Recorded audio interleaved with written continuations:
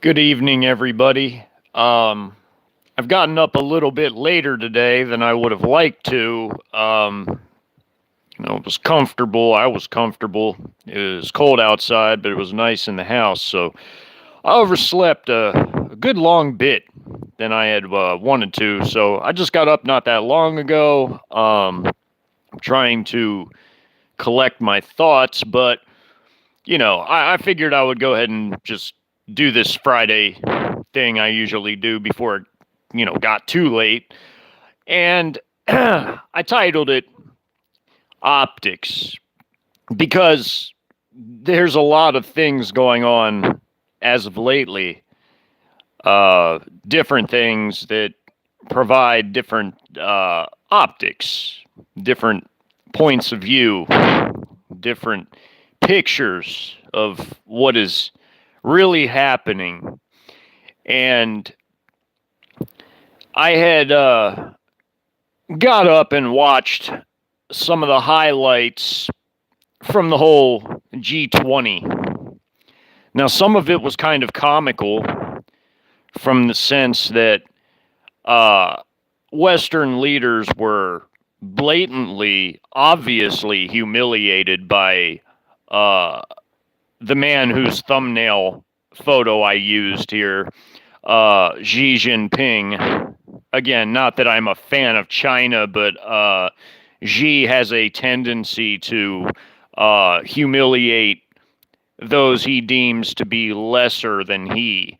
Because remember, this is the guy that considers himself the emperor for life of China. The most powerful nation in the world right now. And they have really been for the past 5 years. And that's according to their raw industrial capacity. That's due to their raw, ginormous military capacity of their conventional armed forces.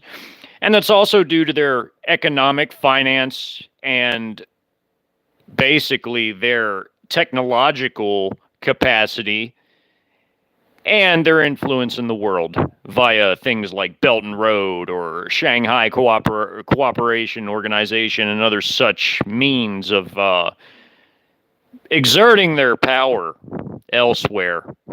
Now, China, a lot of body language was shown to illustrate what I'm talking about here, whereby Xi made leaders come to him.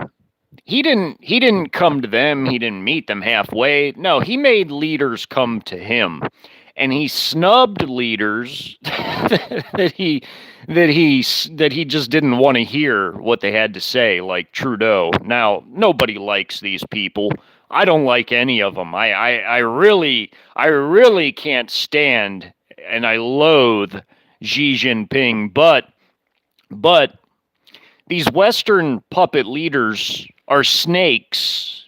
They're snakes of the worst kind. And seeing them get snubbed was pretty funny. I mean, I have to admit, it was pretty funny.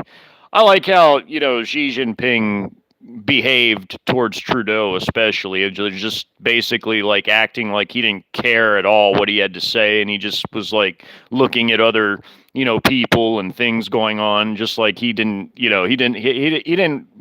wasn't concerned about anything that man was saying. And admittedly, it was kind of funny to watch the body language, I have to admit. And then, of course, the puppet, Chai-Com Biden, this moron, this imbecile, who was picked by these Western satanic banking elites, but also was basically co-opted by the Chinese as well, the Eastern elites, because remember, there are two different sets of elites, and they are both evil, and they are both competing for power over the coming NWO. They're not a unified front by any stretch of the imagination, but they are forever, well, not forever, but that competition's coming to an end soon, I'll just say, but they have been for a long time in competition over what flavor the NWO would be. Now, we know that this is not going to be a Western NWO. It's not. There's a lot of people that are, speculating about these types of things, but we know that to bring about the one world beast system, that there has to be some sort of catastrophic event. And we're watching the build up to it right now. We're watching the build up to World War III. It has to be something so undeniably destructive, deadly, catastrophic, horrific, that it would make the world be willing to come together into a unified body. And only a third world war could bring such a thing to come to pass. But also keep in mind, all the groundwork is being laid for this right now. So what I was just talking about these Western leaders being snubbed by Xi Jinping, that plays a part in it. It's all the setup. It all has to do with the setup for what's coming. Okay? And them being snubbed like that is just the optics of a more deeply rooted issue, which is the nations of the world are being separated into their different camps. By different camps, I mean they're different, basically, factions for the coming world war. There is an East and a West, and there are Eastern and Western elites, and they are fighting for the flavor of what the NWO will be. People continuously forget that these Eastern elites have their own system. They have their own system. Just like the West has its own system. It has its WEF and other NGOs that operate in the West, just like the East has its own regimes. Because remember, it has to do with who controls the issuance of currency. In the West, the central banks control the issuance of currency. They are privatized central banks in the West. In the East, the regimes control their own central banks. So therefore, they control the issuance of the currency. So therefore, the elites in the East are within the regimes themselves, whereas the regimes in the West are puppets of these uber-rich bankster gangster classes in the West, okay? People forget this, because they're not willing to look beneath the surface a little deeper to see all the different dynamics that are in play. And that has to do with the fact that if they were all truly a unified front, we would have already been under some sort of a one world system very long ago. Very long ago. But because evil destroys other evil, and evil is driven by lust, greed, quest for power and domination over others, they're willing to step on each other's backs, willing to step on other bodies even for control and more power, and their greed knows no bounds. They could give a shit less about each other. They don't care about each other. They could care less about each other. So this is why there really are an East and Western elites, because they not only are in constant competition for control, but their greed is unquenchable and it knows no bounds. And while the West has been driven on by its desire to purge itself, to deplete itself, to annihilate its own population and thereby destroy its own power base, it is going to be the one that loses. Because let me tell you something. Over in Eurasia, China especially, the Russia and all the other nations over there, they don't care about green energy. They don't give a damn about green projects. They don't care about none of that. They only care about building themselves up so that they can be the dominant power in the world. And everybody's going to see that manifest just like that. I noticed there's a lot of people talking about this COP 27 or whatever this is. This is something to do with this whole green energy issue. It has to do with that. And nobody in the East gives a damn about that, because in China, they're constantly belching out smog and smoke. Their factories never shut down. Their factories never shut down. And their rivers are some of the most polluted rivers in the world. China is one of the most polluted countries in the world, just in general. But they don't care about no green energy over there. They don't care about all this woke shit over there. They don't care about none of that over there. So when we look in the Word and we see what the Word has to say about the 10 kings in Revelation, the 10 kings who give their power to the beast and reign with the beast for 1 hour Bible time, biblical timing, which isn't very long in biblical timing. So we see that they're the ones that have the real power, the 10 kings, and they give it to the beast and reign with the beast, the man of sin, for 1 hour in biblical time before it all falls apart again and God's wrath visits the earth and things begin to get far worse. So we're talking about a matter of months here where there's some sort of like unified world system that's actually functional, and it hasn't, broken down once again to infighting and other issues. But we're talking about a matter of months here where these 10 kings.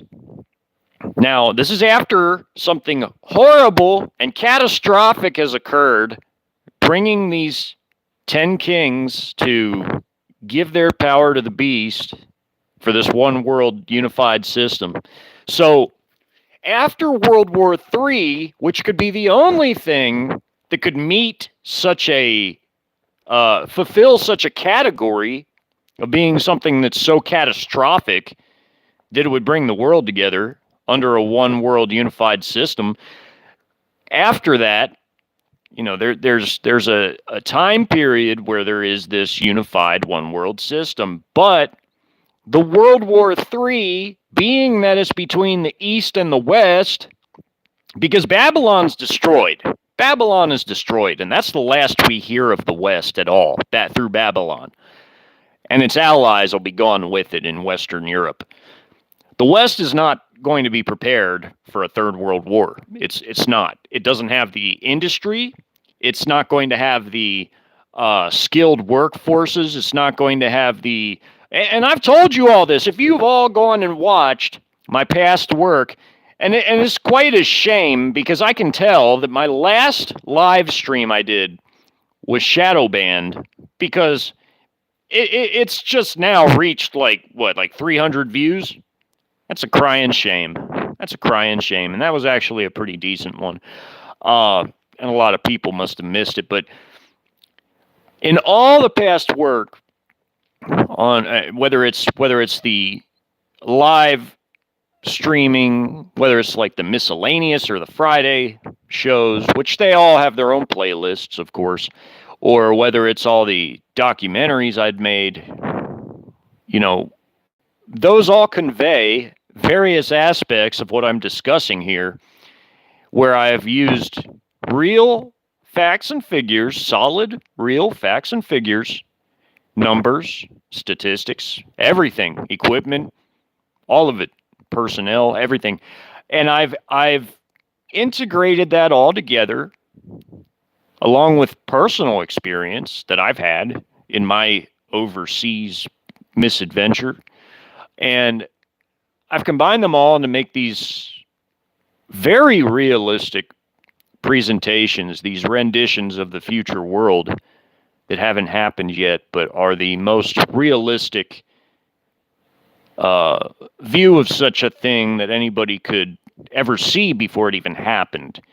And I've highlighted exactly how these things would occur because I'm using real data data points and everything, facts, figures, factoids, all of it, to create these, to give people some sort of realistic view at what lay ahead, and to show people what the future is going to look like from the military standpoint as it relates to the Third World War, invasion, fall of Mystery Babylon, USA, but also the internal conflict and the collapse even before that, because I did make a hypothetical for that too. It is a 5 live stream long documentary series called Second American Syrian Style Internal Conflict. And that was very well put together because I integrated so many different aspects into one presentation.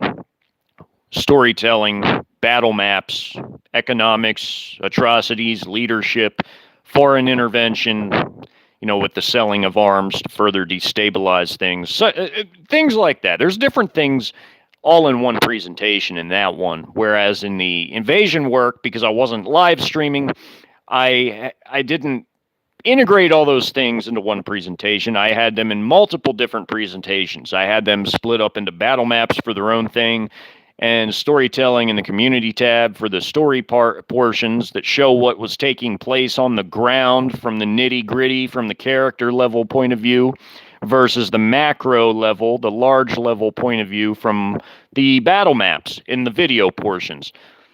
I wish, had I been doing live streaming back then, that I'd have just done it all in one live stream, but because it's already done, it's already finished work, there's no point in going back and redoing that all over again. I'm just going to leave it as it is. But, all of the work gives the most realistic representation of how all of that would look and why, with real data, real everything, using real experience from my experience and that of those who were around me in the war over in Iraq, that I've used as a frame of reference, combining with the capabilities of what the enemy equipment can do and their forces and everything. I blended it all together to make those. So people would have a uber realistic rendition of what all this would be like. So this catastrophic Third World War is going to be what brings in these 10 Eurasian kings, these Eastern kings. These are not Western rulers. The West is gone. And people that live in the West can't fathom that. They can't understand that. But that's how it's going to be.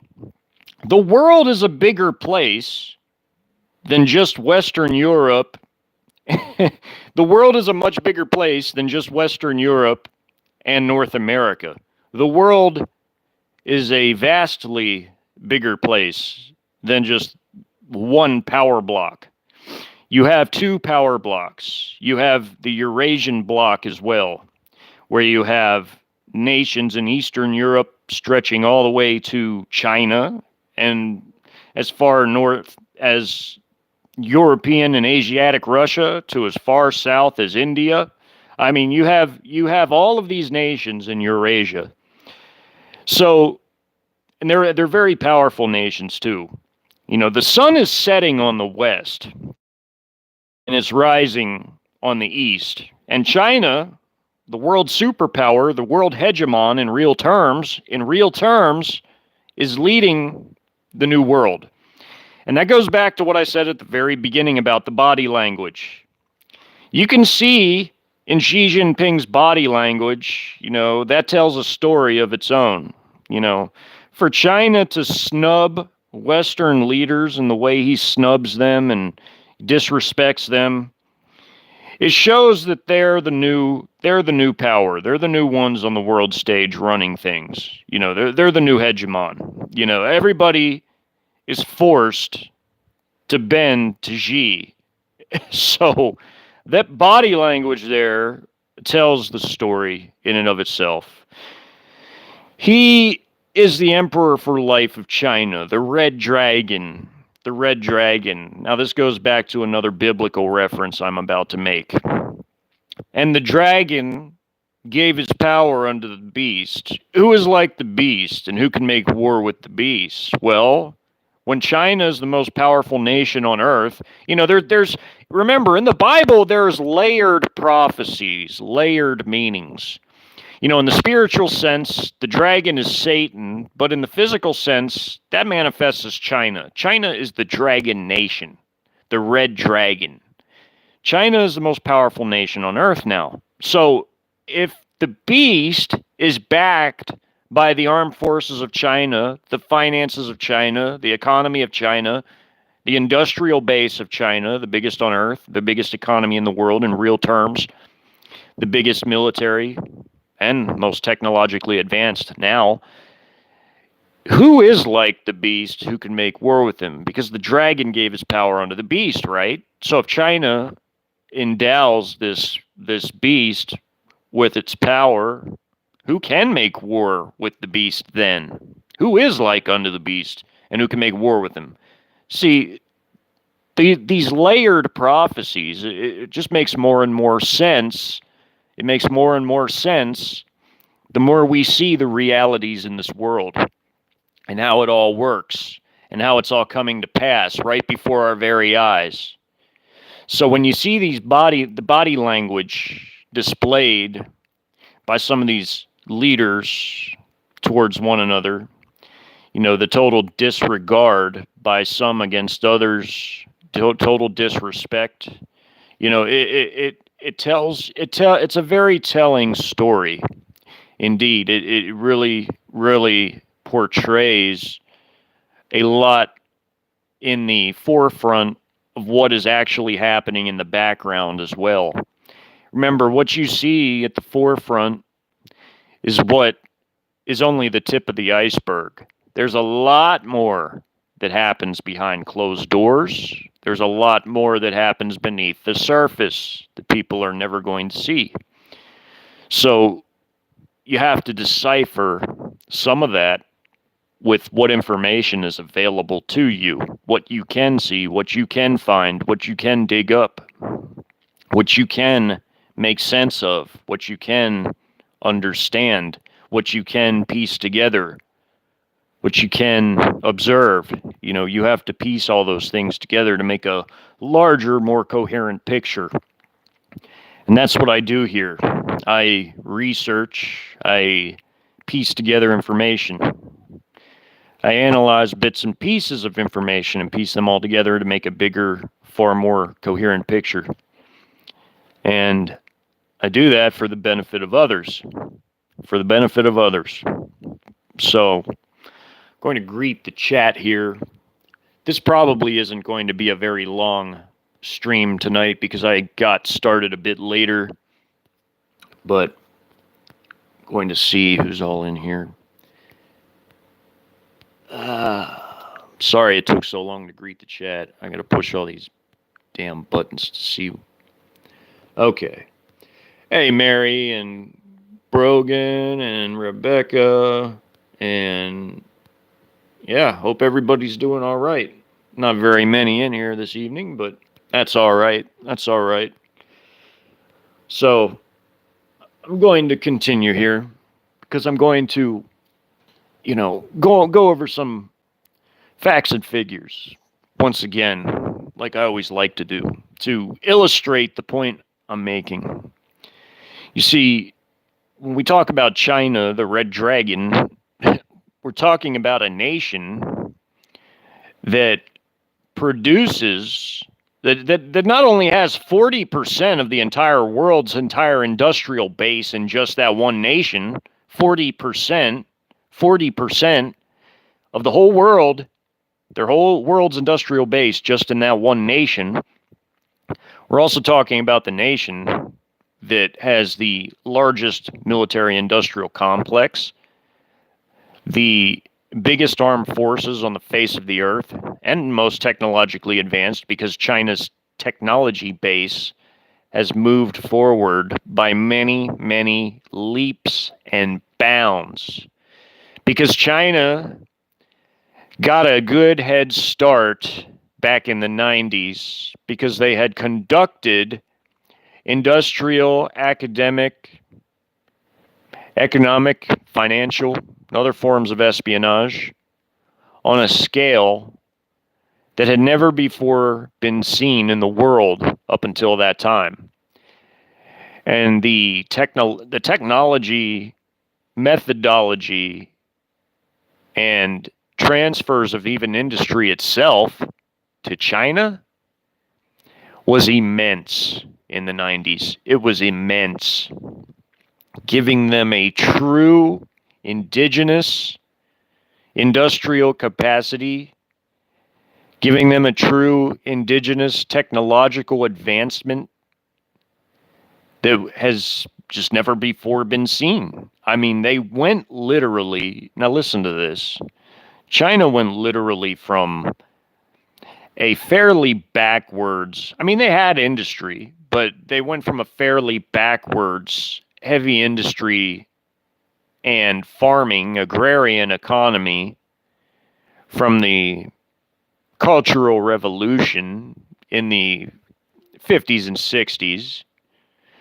to beginning to realize that they had to build themselves up during the 70s with Deng Xiaoping coming to that conclusion and leading the way in that. Then in the 80s, after the détente opened up China to the West, they started to make some real progress. But then the CCP brutally crushed the student uprisings. Of course, you know, people have heard of Tiananmen Square, but this was a widespread issue in China at the time, and they crushed it. So then, you know, there were some issues with some of the military tech transfers because that had already started to begin in the 80s, but then it was curtailed for a bit due to the crushing of the student uprisings. But then things continued and they began to pick up their pace. And by the late 90s, you had these transfers in full swing. With China playing the game largely, they were playing the game, so to speak. They were playing the game and they were playing it well. They were convincing the West that they were willing to westernize and play the game of globalization, of globalism. But that would backfire because they were playing the game and they weren't sincere about it. They weren't serious about it. They weren't truly going to bend to the whims of the West and the United States. No, they were just playing the game to get concessions. And the concessions rolled on in. And they worked feverishly to build themselves up and enhance and enlarge their military-industrial complex to a massive, enormous size. So that way, by the mid to late 20-teens, we saw them really bringing enormous amounts of factories online, adding to what they've already had to begin with, to where they now have the world's single biggest military-industrial complex in terms of raw output and in terms of numbers of enormous factory complexes, all the way down to raw material production. Because once again, I've read the numbers before. They drastically outproduce the rest of the world in terms of steel, producing over 1 billion tons of steel. Imperial tons, regular tons, American tons, whatever you want to call it. But they also produce by a large gulf, a humongous gulf, the most tungsten in the world at 66,000 metric tons.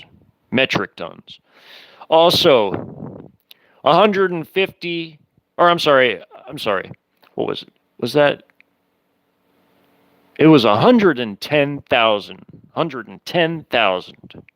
This is titanium now. I had to remember the number. 110,000 metric tons of titanium, which is over half of the world's titanium production. Just by a little bit. They also produce 38.5 million tons of aluminum. And aluminum has applications in aircraft production, of course. And they also have the largest output of chemical production. Their chemical industries produce the most chemical output of any nation on Earth. And chemicals have a wide range of applications, not the least of which, of course, being military applications because of the processing of metals, of course, you know, the production of various types of munitions. There's a whole host of different things that chemicals are used in. Chemistry is in everything. Chemistry is involved in everything. So China has this enormously massive, highly efficient, well-developed military-industrial complex, which does everything from the raw material phase of extraction to the processing thereof to completed products. Because they have these enormous industrial complexes now. They have more enormous industrial complexes than any other nation on Earth.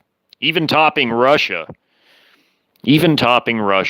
Now, Russia, between their smaller and more moderate-sized industries, and then there are 300 large factories, they have about 1,300 total factories in their military-industrial complex. But China has in excess of 500 massive military factories and many dozens of cottage-sized industry ones, of course, too, added to that. But over 500 massive, enormous, just gigantic military industrial complexes for their manufacturing of everything from armored vehicles and tanks to fighter and tactical ground attack aircraft to missiles to mortars to rifles to machine guns to various types of munitions and just everything, the whole 9 yards, artillery pieces, engineering vehicles, bridge laying vehicles, recovery vehicles, MRAPs, all of it, APCs, IFVs, just everything. Air defense, they produce enormous quantities of materiel and munitions. So, more than anybody else in the world. So it's immense. And they went from the late 90s to where they are now, and they hit that mark at about the mid to toward the end of the 20-teens. So about the last 5 years. They've had these enormous industries. And it was about 5 years ago when the Pentagon's own supercomputers predicted that we lost every single solitary war simulation to China. Now, the wargaming with Russia, we lose those too, but that was with the actual war games where our allies participated in the wargaming process, where the war games were actually played out on a massive scale, and we lose those to Russia. That is when it was found out that our European allies in Britain and France exhaust their entire artillery howitzer shells, their whole stockpile of howitzer ammunition, in 8 days. So a week and a day. We, meanwhile, in 10 days, expend what we can produce in one whole year, in an entire year.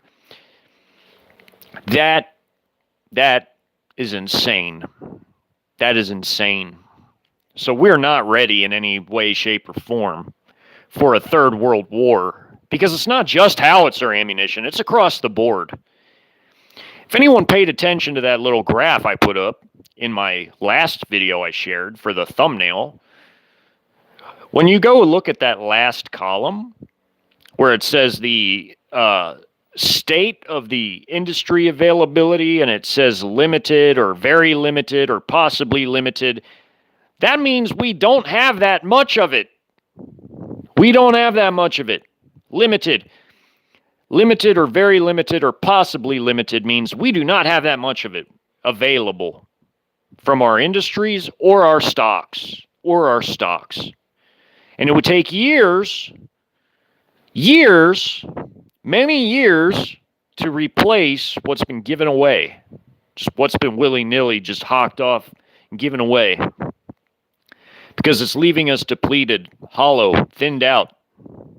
And plus we have this woke military that, they're not trained adequately.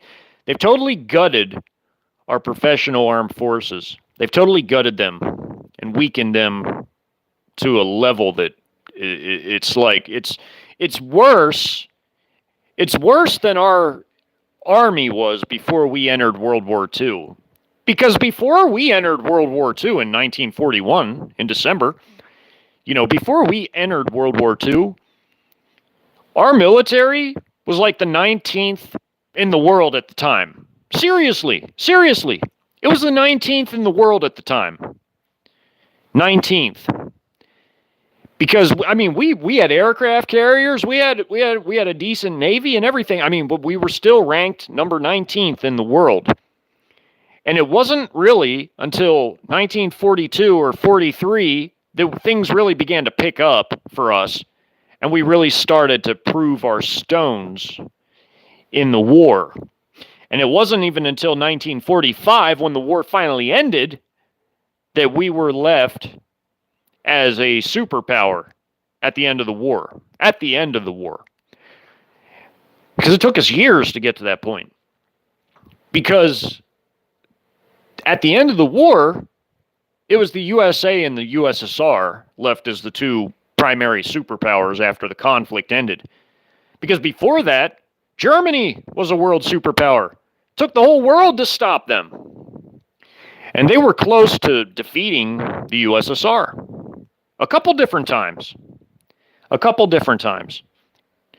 But once 43 rolled around, the war took a very dramatic turn against them.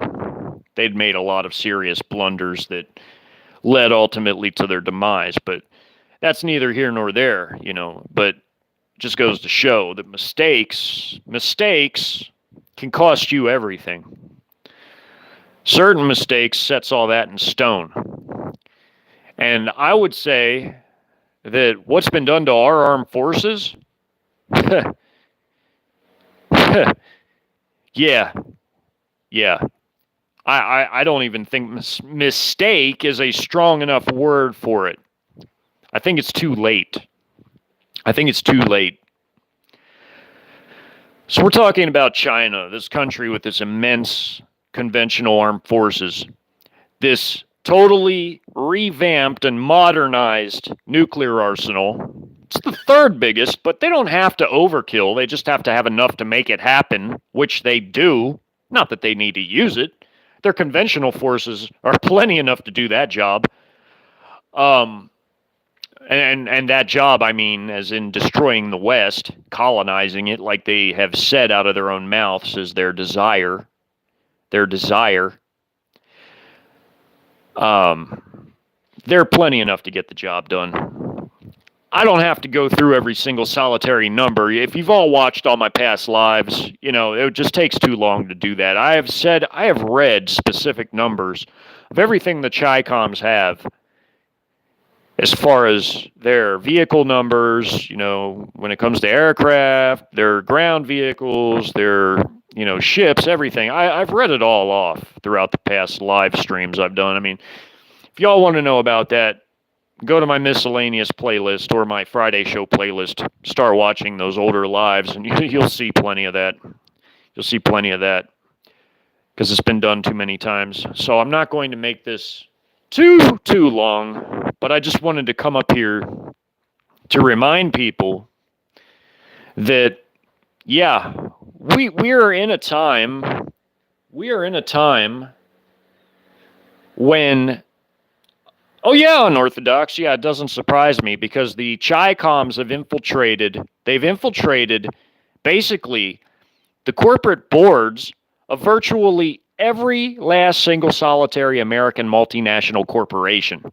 So they're influencing policies directly of American corporate boards, setting pro-CCP friendly policies, Just like how the CCP, their MSS, their combo of like CIA, secret police, etc., all rolled into one.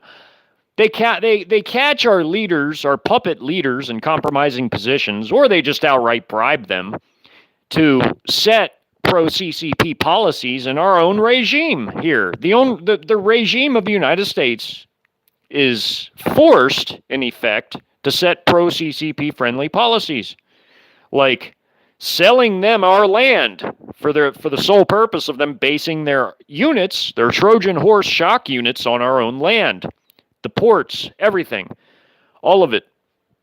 That is a pro-CCP friendly policy, among many others. I've gone over all that before too, but yes, they've infiltrated corporate boards and everything.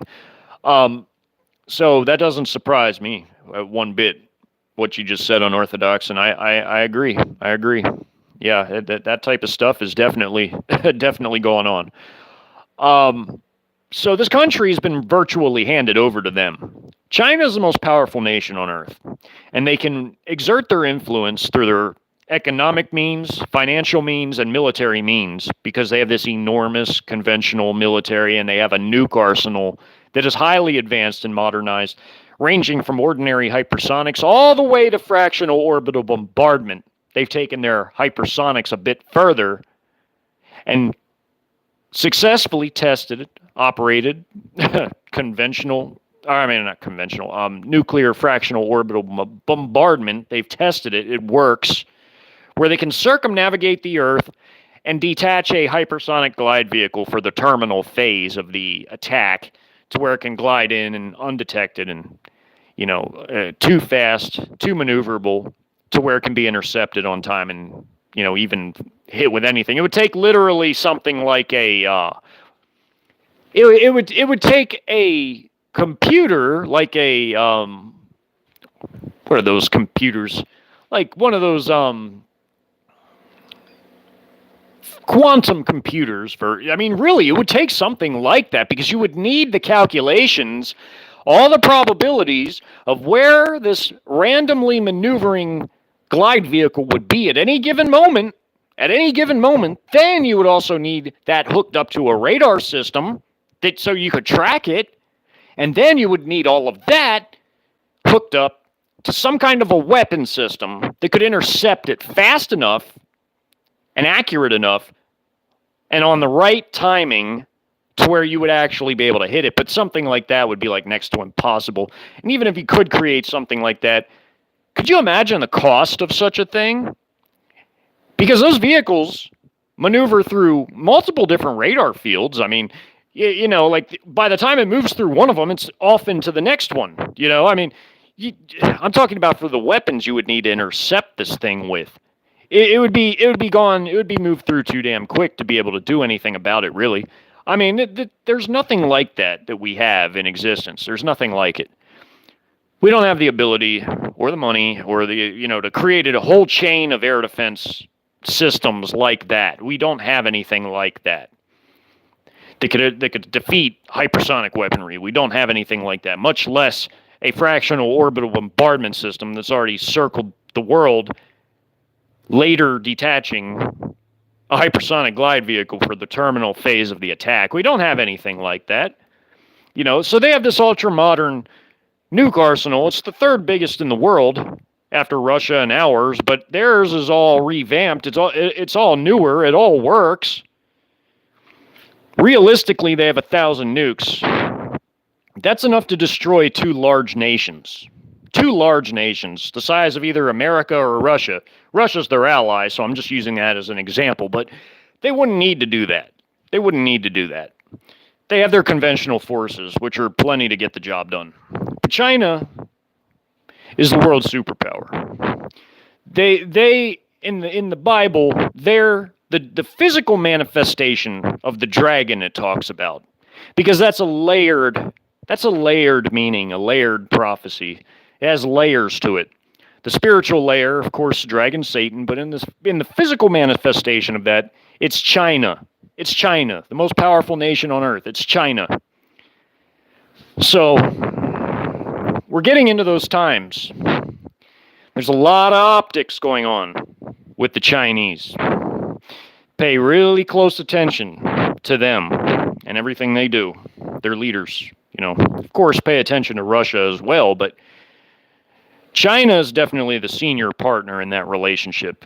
So they're immensely bigger than Russia in nearly every category, minus the nuke arsenal, but they don't have to have enough nukes to overkill. They just have to have enough to get the job done, which they do.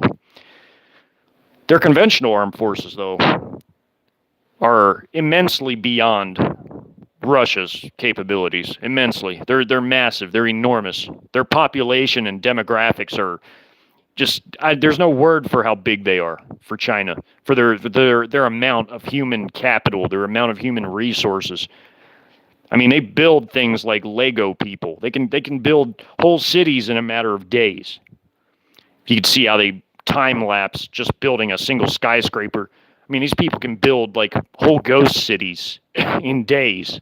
In days. The ghost cities play a role in the future too, because that's where all the Western survivors of World War III will be moved to live in the beast system. Because the West won't be in existence anymore. All the Western survivors of World War III, they'll be filtered through concentration camps, and then they'll be sent off to live in their assigned housing if they take the mark. In ghost cities, either in China, one of the victor nations, one of the 10 kings, who will give their power to the beast, or in a whole host of other nations where China and other such Eurasian nations have built these ghost cities. So, there's two different elites. They both have their own plans for a new world order, but only one of them will be successful. Only one group will be successful. And that is going to be the East. People of the West can't fathom that. They think these like Western, snotty-nosed, uber-rich punks that never worked a day in their lives, never endured any type of real anything in their lives, lived these cushy, comfy lives. People think they're going to be at the top, but they're really not. They're really not. They're being used, and then they're going to be thrown away, because evil doesn't give a damn about other evil. Let's be real about that. They're being used to do what they're supposed to do, to bring in this NWO, and then they're going to be cast to the side. They're going to be thrown away like common trash, because the Chinese and the Russians and others, at the end of World War III, they're going to pull these people out of their hidey holes. The same kind of way we pulled Saddam out of his. They're going to humiliate them, and they're going to do what they want with them. And those people will have no more chips on the table, because their whole power base will have then been eviscerated. It'll be gone. What are they going to do? They're not going to... China will just take their money and take them as slaves. What are they going to do? They can't pay their way out of it. They have no power. They have no ability to bargain. They'll lose everything. The West is going to be gone. That's what people don't understand. It's going to be gone. There will be no Western NWO. There's only going to be an Eastern NWO. And the people of the West are going to be dominated and enslaved, or they're going to be wiped off the face of the earth. That's what's going to happen. Just like I've conveyed such in my audiobook and other work up to this point, it's going to be exactly like that. It's going to be exactly like that. And I have even more brutal parts of my audiobook coming up, just as a fair warning to people. But there's going to be some brutality and atrocities mentioned in a little bit more detail in it. So just giving the notice, I have to be authentic. I have to be real about this. So, yeah, I've got more audiobook parts coming up, but it's coming to its conclusion. It's coming to its conclusion. Because the audiobook was basically just supposed to be about the invasion phase, nothing more beyond that. I could keep it going. I could keep it going long into the occupation, but I'm not going to do that. I'm just talking about the first 4 days, and it's coming to its conclusion. Then my project with that will be finished. But, yeah, it's basically all I really needed to discuss tonight. And I appreciate everybody coming.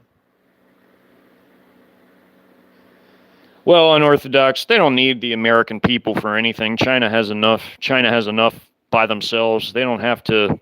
See, the only thing they're using American institutions for is to help weaken ourselves while allowing for them to come in and do everything they're doing here by making CCP friendly policies that allow for them to come in and base their troops here, by allowing for them to be able to buy our properties in order to base their troops on, and so on and so forth. Everything else is just being done to destroy us. They don't care about our people whatsoever at all. When they've taken over, they're going to enslave or execute, or basically like genocide, all of our people. If you've ever watched Schindler's List or any of those other Holocaust movies, imagine the Germans as the Chinese, and imagine the Jays in that movie as Americans, or any other movie about that. Because I very much see them acting in a very similar way. Because I take what they do to a certain group in Xinjiang, and I match it with a more harsh brutality that they would wage against people of the West, who they have no care about at all whatsoever. Because it's going to ratchet up in intensity when they come here. Believe that. You could take that to the bank and cash it. Take that to the bank and cash it. And I'm going to show some of that in the upcoming audiobook segments, but it's not going to be nothing nice. Why do people think I do what I do on this channel? Because I want people to get through that, if at all possible. They don't give a damn about our people. They never have, never will. They're going to use them and throw them away. They're going to use them and throw them away, the ones that they capture. The ones that they don't want, they're going to behead and harvest their organs. They're going to behead them and harvest their organs. Organ harvesting. It's big business over there for their enemies of the CCP. They're going to use Americans in such a way, too. You can believe that. You can take that to the bank. The only difference between them and the Third Reich was that the Third Reich gassed people, whereas they'll, mass behead people so they can harvest organs. If they don't just, pull an Einsatzgruppen and line them up and just, mow them down. I mean, but, we're talking very similar approaches. Not exactly identical, but similar enough to where people should take the future very seriously. And they should really take a look at all these hypotheticals that all this time and energy was put into. Because this is very serious. And a lot of people aren't taking it serious, and they really should, because you might be one of those people that comes face to face with the very force that you don't want to come face to face with. You should really focus on learning self-defense. If you have no military experience, no training, no nothing, you better learn some, and you better learn how to cooperate with others and form mutual defense groups and things like that, whatever you want to call it. People have to take things seriously because times are getting worse and worse.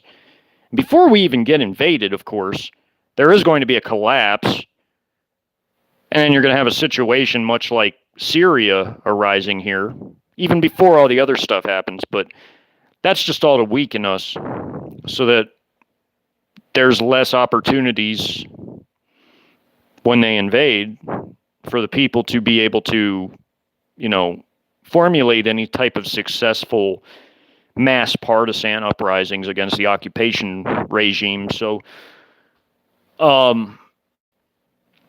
people should really go and look at that community tab story review playlist, especially the very last video. The first hour and a half of that very last video I put in that. It's like one of the live streams I've done. It was pretty in depth, and I think people should pay very good attention to it, very close attention to it. But that's all I really have to say. Like I said, I didn't plan on keeping this too long, but things are coming.